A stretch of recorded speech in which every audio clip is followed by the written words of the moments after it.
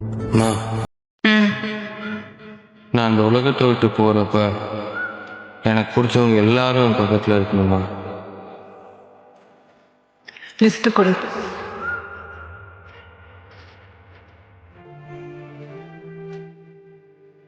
முதல்ல இது. நான் தர்ஷனோட அம்மாமா. தர்ஷனா எந்த யார்? பப்ளு தர்ஷன். பப்ளு இறந்துட்டாமா. இன்னைக்கு அவனை இந்த உலகத்தை விட்டு வழி அனுப்புறோம். நீ கூட வரணும் ஆசைப்படுற. டாப் நல்லா இருக்கா? நேற்று தான் போட்டேன். V Vidya, D Darshan. அது என்ன பி? பப்ளு பப்ளுனா? என் வீட்டு நாய்க்குட்டி.